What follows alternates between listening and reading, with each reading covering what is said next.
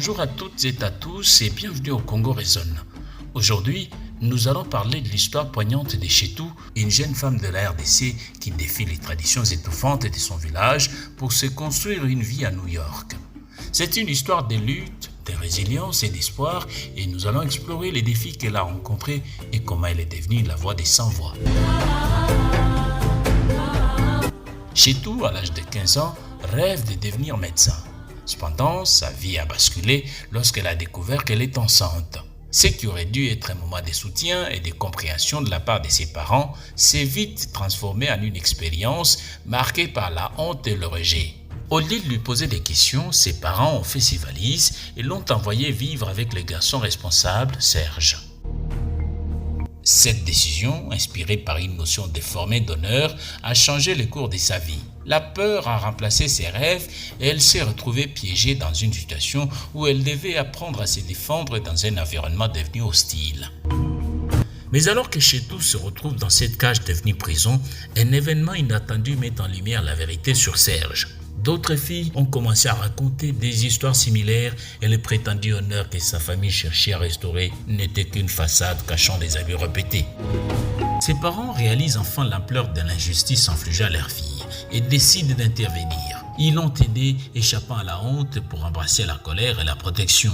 C'était un tournant décisif pour Chetou qui a commencé à reconstruire sa vie soutenue par sa famille.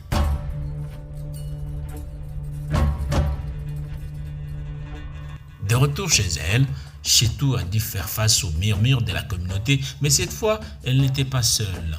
Ses parents, nourris par la culpabilité et le désir de protéger leur fille, l'ont aidée à surmonter les défis d'être une jeune mère célibataire tout en poursuivant ses études.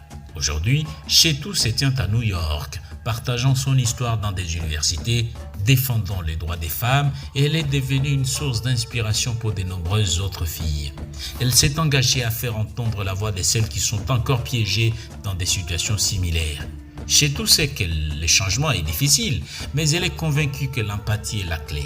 Elle appelle à écouter les filles, à enquêter sur leurs histoires et à se rappeler que derrière chaque tragédie, il y a une vie humaine. Elle comprend la complexité des rôles du genre au Congo, mais elle souligne également que la compréhension ne doit jamais justifier la violence ou l'exploitation. Chetou aspire à un avenir où la honte ne dicterait plus le destin des filles et où chacune d'entre elles aurait le droit de choisir son propre chemin. Et c'est ainsi que se termine notre épisode d'aujourd'hui. L'histoire de Chetou est un puissant rappel de la force que nous avons tous pour changer notre monde, pour soutenir ceux qui en ont besoin et pour faire entendre les voix qui sont souvent étouffées. Merci de nous avoir rejoints et n'oubliez pas, chaque voix compte. À la prochaine.